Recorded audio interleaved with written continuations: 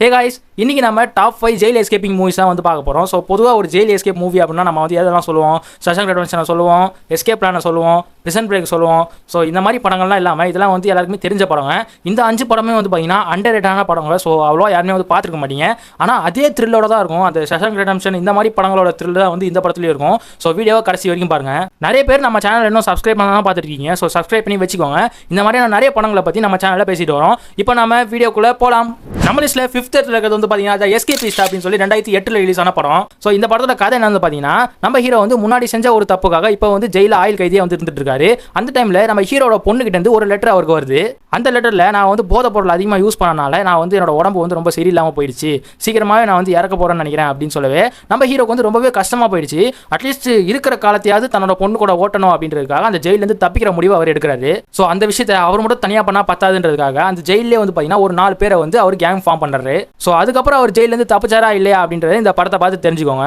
So அவர் தப்பிக்கிறதுக்கு use பண்ணுற அந்த பிளான், அவர் எப்படி வந்து தப்பிக்கிறாரு, அதெல்லாம் ரொம்பவே த்ரில்லிங்காக வந்து கொண்டு போயிருப்பாங்க. ஸோ இந்த படத்தை பார்த்து என்ஜாய் பண்ணுங்க. நம்ம லிஸ்ட்டில் 4th பிளேஸில் இருக்கிறது பார்த்தீங்கன்னா பாப்பிலியான் அப்படின்ற ஒரு படம். இந்த படம் வந்து பார்த்தீங்கன்னா 1973 வந்து ரிலீஸ் பண்ணிட்டாங்க. பட் இருந்தாலுமே வந்து அதுலேயும் வந்து கிளாரிட்டிலாம் வந்து கிளியர் பண்ணி ரீமேக்காக வந்து பார்த்தீங்கன்னா 2017 இந்த படத்தை ரிலீஸ் பண்ணியிருக்காங்க. இந்த படத்தோட கதை என்னன்னு பார்த்தீங்கன்னா, ஆக்சுவலாக இந்த படம் வந்து ஒரு பேஸான ட்ரூ ஸ்டோரிங்க. ஓகேவா? ஸோ இதோட கதை என்னன்னு பார்த்தீங்கன்னா, நம்ம ஹீரோ வந்து செய்யாத ஒரு தப்புக்காக அவர் வந்து ஜெயிலுக்கு காமிச்சிடுறாங்க. ஸோ ஃபர்ஸ்ட் நாளே வந்து பார்த்தீங்கன்னா அந்த வார்டன் ஒரு சில வார்னிங்ஸ்லாம் வந்து கொடுக்குறாரு. நீங்கள் வந்து ஜெயிலேருந்து தப்பிச்சிங்க அப்படின்னா 2 நாள் வந்து தனி பிரிசனில் போட்டுருவோம், அதையும் மீறி தப்பிச்சிங்க அப்படின்னா 5 வருஷமாக ஒரு தனி பிரிசனில் போடுவோம், அதையும் மீறி தப்பிச்சிங்க அப்படின்னா நாங்கள் ஒரு ஐலாண்டில் போய் விட்டுருவோம் அப்படின்னு சொல்லவே நம்ம ஹீரோ வந்து பார்த்தீங்கன்னா அதெல்லாம் நீ என்ன ஒரு பெரிய ஆளா அப்படின்னு சொல்லிட்டு என்ன பண்ணுவார், இந்த ஜெயிலேருந்து தப்பிக்கிறது முயற்சி பண்ணுவார். ஸோ இந்த படத்தில் வந்து பார்த்தீங்கன்னா நம்ம ஹீரோவும் அவரோட ஃப்ரெண்டும் வந்து பார்த்தீங்கன்னா பர்ஃபார்மன்ஸில் மிரட்டி விட்டுருவாங்க. அதுலேயும் கிளைமேக்ஸில் நம்ம ஹீரோட ஃப்ரெண்டு ஒரு பர்ஃபார்மன்ஸ் பண்ணுவார் பாருங்க. ஸோ அதுக்காகவே வந்து பார்த்தீங்கன்னா நிறைய அவார்ட்ஸ் வந்து கொடுத்துருக்காங்க இந்த படத்துக்கு. அதையுமே தாண்டி அந்த எஸ்கேப் சீனாக இருக்கட்டும், மொத்தமே வந்து பார்த்தீங்கன்னா இந்த படம் ஒரு மாஸ்டர் பீஸ்னு சொல்லலாம். நம்ம லிஸ்ட்டில் 3rd பிளேஸில் இருக்கிறது வந்து பார்த்தீங்கன்னா லா அபைடிங் சிட்டிசன் அப்படின்ற ஒரு படம். இந்த படம் வந்து 2009 ரிலீஸ் ஆச்சு. இதோட கதை என்னன்னு பார்த்தீங்கன்னா, நம்ம ஹீரோட வீட்டுக்கு ஒரு 4-5 கொலைக்காரனுங்க வரானுங்க. வரதும் இல்லாமல் நம்ம ஹீரோ வந்து கத்தியால் குத்திட்டு அவங்க ஒய்ஃபு குழந்தை எல்லாருமே வந்து பார்த்தீங்கன்னா கொலை பண்ணிட்டு போயிடறானுங்க. அதனால் நம்ம ஹீரோ வந்து பார்த்தீங்கன்னா நீதி கேட்டு கோர்ட்டுக்கு போகிறாரு. ஸோ அந்த கோர்ட்டில் என்ன பண்ணுறாங்க அப்படின்னா, தப்பே செய்யாதவனுக்கு ஆயுள் தண்டனையும், தப்பு செஞ்சவனுக்கு அதாவது கொலை பண்ணால அவன் வந்து கொலை பண்ணதை வந்து ஒத்துக்கிட்டதுனால அவனுக்கு வந்து குறைந்தபட்ச தண்டனையாக வந்து கொடுத்துட்டு அமிச்சிட்டாங்க. ஸோ இதனால் நம்ம ஹீரோவுக்கு நீதி கிடைக்குன்ற ஒரு நம்பிக்கையே இல்லை.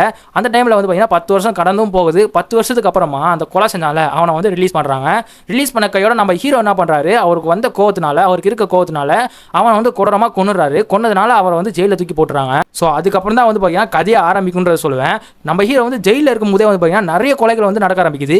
எல்லாமே வந்து பார்த்தீங்கன்னா நம்ம ஹீரோ தான் பண்ணுறாரு. ஆனால் எப்படியா பண்ணுறாரு அப்படின்னு சொல்லி போலீஸ் வந்து மண்டை குழம்பி போயிருப்பாங்க.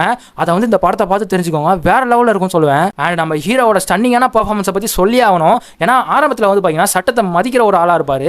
தன்னோட ஃபேமிலியை இழந்ததுக்கு அப்புறமா எப்படி ஒரு கொடூர கொலைகாரர் ஆவார் அப்படின்ற அந்த டிரான்சிஷன்லாம் வந்து பார்த்தீங்கன்னா நம்ம ஹீரோட பர்ஃபார்மன்ஸ் வேற லெவலில் இருக்கும்னு சொல்லுவேன். படம் தமிழ் டப்பில் அவைலபிளாக இருக்குது. ஸோ பார்த்து என்ஜாய் பண்ணுங்க. நம்ம லிஸ்ட்டில் 2nd பிளேஸில் இருக்கிறது வந்து பார்த்தீங்கன்னா எஸ்கேப் ஃப்ரம் அல்காட்ராஸ் அப்படின்ற ஒரு படம். இந்த படம் வந்து பார்த்தீங்கன்னா 1979 ரிலீஸ் ஆச்சு. என்ன படம் ரொம்ப பழைய படத்தை கொண்டு வந்திருக்கீங்க அப்படின்னு கேட்காதீங்க. ஸோ ஒரு பிரிசன் எஸ்கேப் மூவி அப்படின்னா கண்டிப்பா இந்த படத்தை தழுவி தான் வந்து நிறைய சீன்ஸ் வந்து எடுத்துருப்பாங்க. அப்படி என்னடா இந்த படத்தில் இருக்கு அப்படின்னு கேட்டீங்கன்னா, நம்ம ஹீரோ மோரிஸ் அவளை வந்து பார்த்தீங்கன்னா ஜெயில தூக்கி போட்டுறாங்க. அந்த ஜெயில் வந்து எங்க இருக்கு அப்படின்னு பார்த்தீங்கன்னா ஒரு ஐலாண்ட் இருக்கு. அதாவது கடலுக்கு நடுவில் அந்த ஜெயில் வந்து இருக்கு. யாராலுமே வந்து பார்த்தீங்கன்னா தப்பிக்க முடியாது. அப்படி தப்பிச்சாங்க அப்படின்னா போலீஸ் கிட்ட மாட்டி செத்து தான் போவாங்க. ஸோ அப்படி இருக்க ஜெயில இருந்து தப்பிக்கிறதுக்கு நம்ம ஹீரோ வந்து முயற்சி பண்ணிட்டு இருக்காரு. கடைசியா அந்த ஜெயில இருந்து தப்பிச்சாரா இல்லையா அப்படின்றது இந்த படத்தை பார்த்து தெரிஞ்சுக்கோங்க. அவர் தப்பிக்கிறதுக்கு யூஸ் பண்ற அந்த டெக்னிக்லாம் வந்து பார்த்தீங்கன்னா வேற லெவலில் இருக்கும்னு சொல்லுவேன். 1979 ரிலீஸ் ஆன படத்தில் என்னடா இருக்க போற அப்படின்னு நினைக்காதீங்க. 1979 இப்படி ஒரு படமா அப்படின்னு யோசிங்க. இவ்வளவு இந்த படத்தை பத்தி சொல்றேன் அப்படின்னா நீ இன்னும் இந்த படத்தை பார்க்கல அப்படின்னா கண்டிப்பா ஒரு மாஸ்டர் பீஸை மிஸ் பண்றீங்க தான் சொல்லுவேன். ஸோ இந்த படத்தோட லிங்க் வேணும் அப்படின்னா எனக்கு டிஎம் பண்ணுங்க, நான் உங்களுக்கு ஷேர் பண்றேன். ஸோ பிரிசன் எஸ்கேப் மூவிஸை தேடிட்டு இருக்கீங்க, இந்த படத்தை பார்க்கல அப்படின்னா கண்டிப்பா இந்த படத்தை வந்து பார்த்தே ஆகணும். அண்ட் நம்ம லிஸ்ட்ல 1st பிளேஸ்ல இருக்கிறது வந்து பாத்தீங்கன்னா எஸ்கேப் ஃப்ரம் பிரிட்டோரியா அப்படின்ற ஒரு படம். அகைன் வந்து பாத்தீங்கன்னா இது வந்து பேஸ்டான ட்ரூ ஸ்டோரி மூவி தான். ஸோ அதோட கதை வந்து பாத்தீங்கன்னா ஆப்பிரிக்கா, அதாவது 1970 வந்து பாத்தீங்கன்னா ஆப்பிரிக்கால ரேசிசம் வந்து பாத்தீங்கன்னா பீக்ல போன காலகட்டம். ஸோ அந்த டைம்ல வந்து பாத்தீங்கன்னா நிறைய பேர் வந்து புக்கா எழுதி அதை வந்து ஒரு அவேர்னஸ் மாதிரி கிரியேட் பண்ணலான்றது பார்ப்பாங்க. ஆனால் ஆப்பிரிக்கன் கவர்மெண்ட் வந்து பார்த்தீங்கன்னா அதை வந்து பேன் பண்ணிடுவாங்க. ஸோ அந்த டைமில் நம்ம ஹீரோவும் அவரோட ஃப்ரெண்டும் வந்து பார்த்தீங்கன்னா வித்தியாசமான முறையில் அந்த புக்கை வந்து வெளியிடலாம் அப்படின்றத ட்ரை பண்ணி போலீஸ் கிட்ட மாட்டி ஜெயிலுக்கு போயிடுறாங்க. ஸோ அதனால நம்ம ஹீரோக்கு வந்து பார்த்தீங்கன்னா 12 வருஷமோ, நம்ம ஹீரோட ஃப்ரெண்டுக்கு வந்து பார்த்தீங்கன்னா 8 வருஷமோ கொடுத்துறாங்க. ஸோ நம்ம ஹீரோவும் அவரோட ஃப்ரெண்டும் வந்து ஜெயிலுக்கு போன கொஞ்ச நாள்லேயே அந்த ஜெயிலை பற்றி முழு விவரமும் வந்து தெரிஞ்சுக்கிறாங்க. அந்த டைமில் ஒரு நபர் வந்து நம்ம ஹீரோ கிட்ட பேசுகிறாங்க, நம்ம வந்து ஜெயிலேருந்து தப்பிக்கலாமா, ஏதாச்சும் பிளான் இருக்கா அப்படின்றது மாதிரி கேட்குறாங்க. நம்ம ஹீரோ அப்போது அவரோட பிளானை வந்து எக்ஸ்பிளைன் பண்ண ஆரம்பிக்கிறாரு. என்கிட்ட ஒரு பிளான் இருக்குது, இந்த ஜெயிலோட எல்லா கதவுகளுக்கும் ஒரு ஃபேக்கான சாவியை நான் ரெடி பண்ணுறேன் அப்படின்னு சொல்லி ஒரு உட்டனில் சாவியை ரெடி பண்ண ஆரம்பிக்கிறாங்க. ஸோ அந்த சாவியை வந்து அவங்க ரெடி பண்ணாங்களா, எப்படி அந்த ஜெயிலேருந்து தப்பிச்சாங்க அப்படின்றத இந்த படத்தை பார்த்து தெரிஞ்சுக்கோங்க. இது வந்து ட்ரூ ஸ்டோரி அப்படின்றதுனால அந்த உண்மையான அதை வந்து ஃபீல் பண்ணிவிட்டு நம்ம வந்து பார்த்தோம், அதை நினச்சிக்கிட்டே பார்த்தோம் அப்படின்னா படம் வந்து வேறு லெவலில் இருக்கும். சீனுக்கு சீன் வந்து பார்த்தீங்கன்னா நல்லா சுவாரஸ்யமாகவே வந்து கொண்டு போயிருப்பாங்க. ஸோ படத்தில் வந்து பார்த்தீங்கன்னா ஸ்டார்டிங்லேருந்து எண்டிங் வரைக்குமே வந்து பார்த்தீங்கன்னா பரபரப்பாக கொண்டு போயிருப்பாங்க.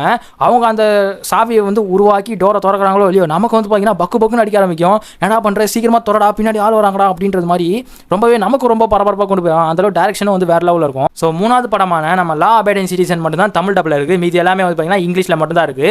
ஸோ எப்படியாவது அட்ஜஸ்ட் பண்ணி பார்த்துருங்க. ஏன்னா டெக்னிக்ஸ்லாம் வந்து பார்த்தீங்கன்னா இங்கிலீஷில் சொல்லணும், புரியாது அப்படின்றதெல்லாம் இல்லை. ஸோ ட்ரை பண்ணி பாருங்கள். லிங்க் வேணும் அப்படின்னா எனக்கு வந்து டிஎம் பண்ணுங்கள், நான் வந்து உங்களுக்கு லிங்க் ஷேர் பண்ணுறேன். ஸோ இதே மாதிரி படங்கள் வேணும் அப்படின்னா ஆரன் டாக்ஸை சப்ஸ்கிரைப் பண்ணிக்கோங்க. எந்த மாதிரி ஜேர்னலில் வேணும் அப்படின்றத கமெண்ட் பண்ணுங்கள். நான் வந்து அதுக்கேற்ற மாதிரி மூவிஸை ரெடி பண்ண ஆரம்பிக்கிறேன். ஸோ நெக்ஸ்ட் வீடியோ பார்க்கலாம். பாய்.